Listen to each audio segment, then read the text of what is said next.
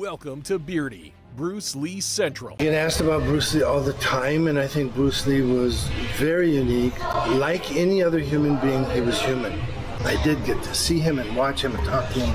And I can tell you that his sidekick, his yokogiri, was spectacular. Yeah. The best I've ever seen to this day. Much better than me ever was, ever will be, ever could be.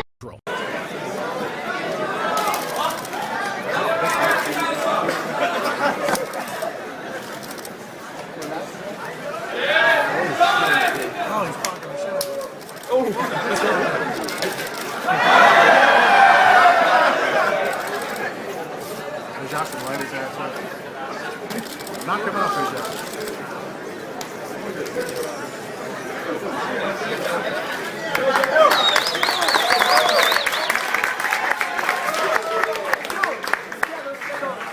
Hey everybody, it's Birdie here. What's going on, guys? Okay, you can imagine my shock and surprise when I get this mail from a guy that says he was a close friend of Steven Seagal back in the 60s and 70s, and he was there when Steven Seagal met Bruce Lee, and he saw everything. So I said to the guy, okay, go on, explain exactly what happened here in detail, and that's what he did. So he said that Steven Seagal used to live in Fullerton, California, which is just a few minutes away from Culver City, California, where Bruce Lee bought a house in 1967. And I did my research, and it turns out that is true, guys. Steven Seagal did indeed live in Fullerton, California, which is close by to Culver City, California. And in 1970, Steven Seagal started traveling to Japan, and he was training Aikido in Japan from 1970 to 1972. And in this period, he would travel back and forth from Fullerton, California to Japan. And after a couple of years of doing Aikido in Japan, Steven Seagal thought he was it. He was now the greatest martial artist to ever live. This is according to his friend, right? So he said that his ego was up in the sky, you know. He just thought he was the greatest martial artist ever. Just after a couple of years of doing Aikido in Japan. So while he was in Japan, he saw a Bruce Lee movie for the first time, okay? And he was infatuated with this person, this Bruce Lee. And he started watching more Bruce Lee movies. And his friend basically said that he was in love with Bruce Lee, right?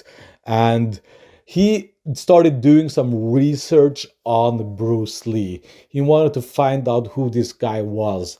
And to his surprise, to his shock, it turns out that Bruce Lee was living in Culver City, California, which is close to Fullerton, California, where Steven Seagal was living. So he decided then and there that he was going to pay Bruce Lee a visit the next time he was in California. And that's exactly what he did. He asked his friend if he wanted to join him, and they were going to go over to Bruce Lee's house, basically just knock on his door. Remember, there was no social media or Twitter or Facebook or whatever back in these days. So they were going to go and knock on his door and just pay this guy a visit. Talk to him, spar with him, whatever. There was no plan. They just wanted to meet Bruce Lee, okay? So yes, his friend accepted. They said, okay, I'll join you.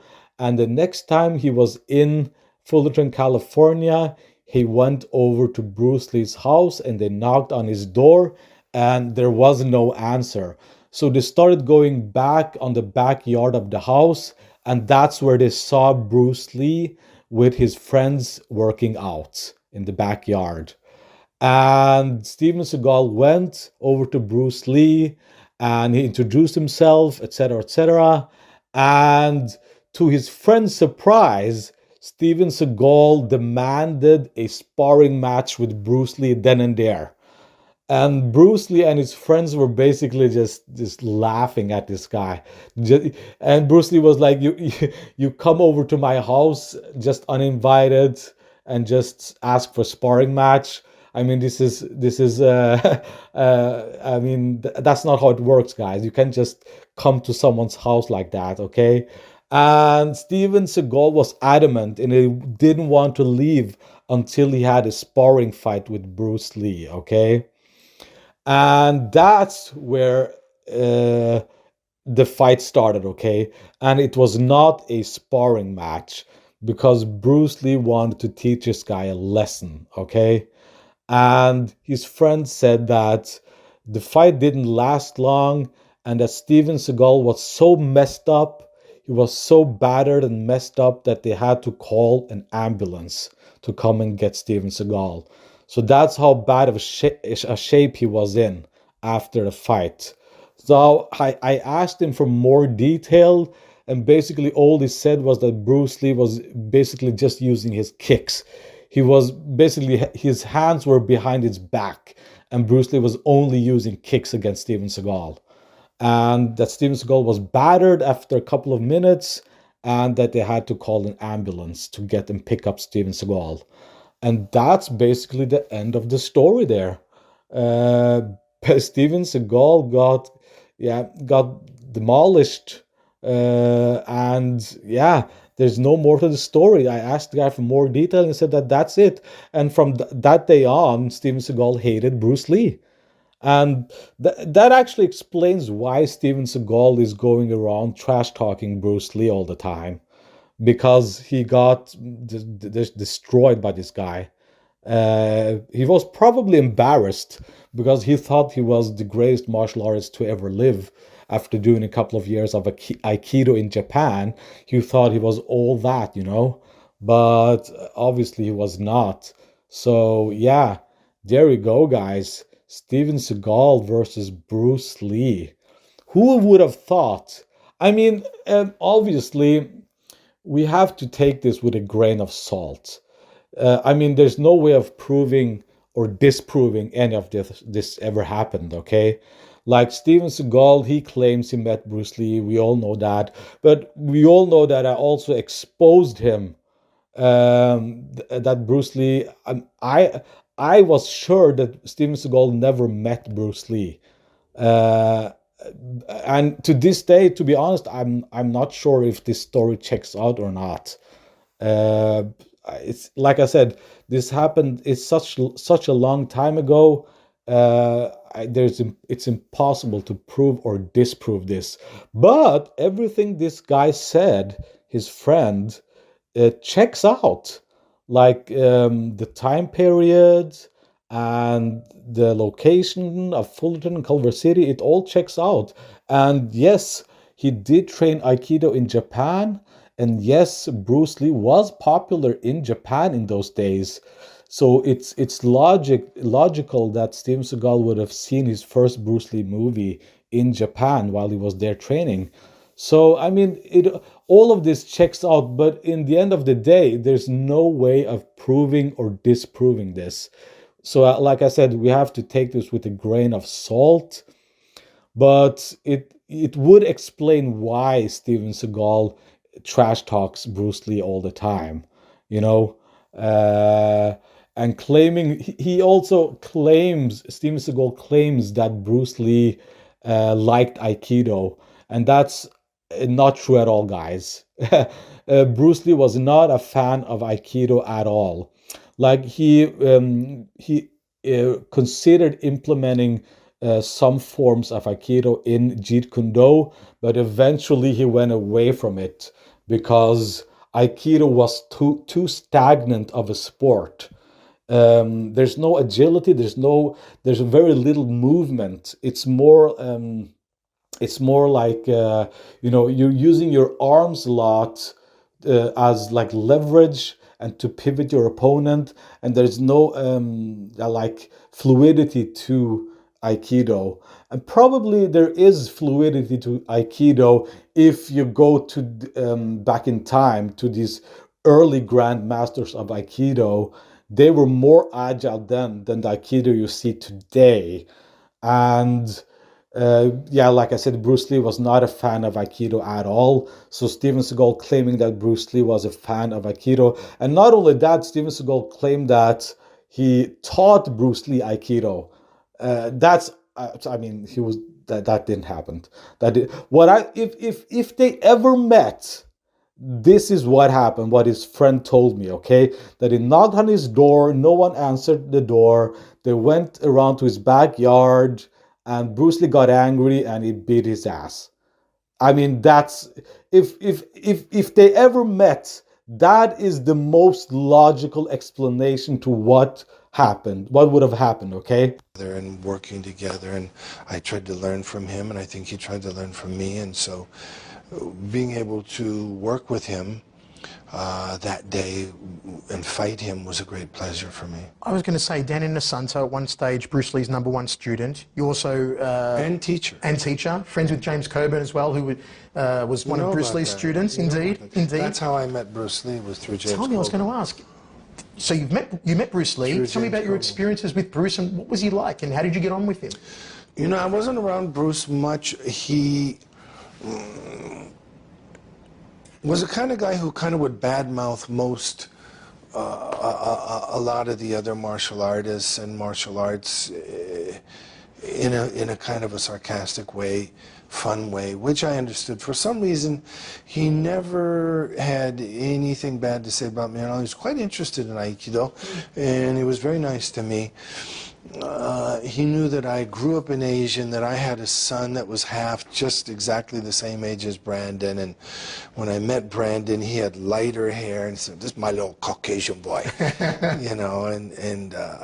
You know, I thought Bruce was a really great guy, really cool guy, and I thought James Coburn was a great guy too. And I'm really sorry they're all gone. And when Brandon was killed like that, they called me a few minutes after it happened. It was in Carolina somewhere. They called me in the middle of the night and they said, "We think that he's dead, but the guy shot a blank gun at him. How could he be dead? He's dying. He's you know, severely hurt, maybe dead." And I said, "You will find a projectile in him. You'll find a bullet in him." And they said, "That can't be. You're crazy." And I said, "You will find a bullet in him." And they called me in the morning and they said, "You're amazing." And I said, "Why?" And they said, there was a bullet in him. And I can go through the whole story on what really happened, which most people don't know, but the long and the short is when Brandon passed like that, I didn't sleep for 3 or 4 days. Wow. It just reminded me too much of certain things, and the loss of both of them was terrible for me. Another great actor, one of my favourites, and I know he's one of your favourites as well, Jackie Chan, man who sent me flowers for my 21st birthday, coincidentally. And by the way, you and I share the same birthday, April 10. You were one of the people, and it's a little-known fact, who helped Jackie Chan break into America and introduce him to American audiences. Can you tell me about your relationship with Jackie and how that started? I mean, I've known Jackie for, Jesus, maybe 40 years. Wow. I've known him from way back in the early days. I'm not very close with him anymore. I don't really go to Hong Kong or China much anymore. Him, Sammo Hung, a lot of the old, you know, some of this is really maybe not quite fit for, you know, saying out loud on film, but there's an interesting group of folks that, you know, are kind of some in the shadows and some in the light, and I was friends with all those guys for a long time. Haven't seen Jackie for a long time now, but at one time I thought we were kind of good friends, you know. In an interview, you also said once you'd made many great movies, which you have, and said you'd made many, or some, bad movies. Is there one particular film you look back on and you sort of cringe and go, geez, did I really do that? Unfortunately, there's many. I think, you know, I was looking at an actor the other day on screen, and I was going, holy shit. Can you say shit on this interview? You can say whatever you like. Yeah. I said, holy shit, did this guy actually do this? Not only was the movie that bad, but the acting was that bad. And it's a pretty famous actor. And I just said, hey, man, happens to all of us. Who's the most legitimate Hollywood tough guy, in your opinion? You accept it, of course. When you say tough guy, do you mean martial artist or just tough guy? I mean, Stephen, for real, if he was on the street and there was a situation, you wanted this Hollywood guy by your side because he could defend himself.